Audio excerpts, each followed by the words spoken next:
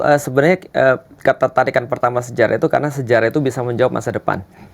Bisa menjawab masa depan. Bisa menjawab masa Maksudnya? depan. Jadi apapun yang terjadi di atas muka bumi ini kan nggak mungkin cuma sekali, dia pasti akan berulang. Makanya orang-orang Barat bilang history repeat itself. Kenapa history itu akan mengulangi dirinya? Karena dia nggak diperhatikan.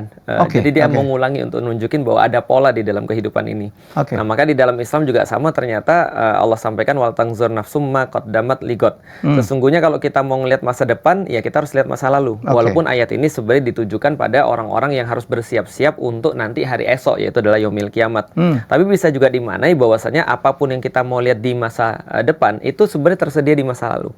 Dan kalau kita bahas tentang sejarah sebenarnya bisa banyak sekali filosofinya. Misal, setinggi apapun satu bangunan itu ditentukan oleh sesuatu yang nggak kelihatan, yaitu adalah fondasinya. Fondasi yang di bawah. Betul. Kalau kita mau bangun misalnya gedung lantai 5, tentu beda fondasinya dengan gedung lantai 10. Maka sejauh apa kita bisa memahami sejarah, itulah kita bisa mencatat masa depan. Nah, itu secara sederhana sih seperti itu. Apakah ini karena Felix Xiao juga adalah seorang penceramah, pengkhotbah, lebih gampang menerangkan melalui storytelling, yaitu dengan contoh-contoh yang ada di tarikh? Percaya nggak, Mas, kalau seandainya saya tuh sebenarnya ada 2 pelajaran yang paling saya benci ketika sekolah. Sampai satu. Iya, pertama sejarah, yang kedua adalah bahasa. Oh iya.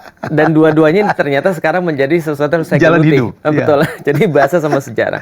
Saya benci banget dengan sejarah, saya benci banget sama bahasa. Dan sampai sekarang akhirnya saya berkeyakinan guru-guru yang menjadikan murid-murid membenci sejarah dan bahasa itu kriminal sebenarnya. Karena sebenarnya ini adalah sesuatu yang sangat bermanfaat.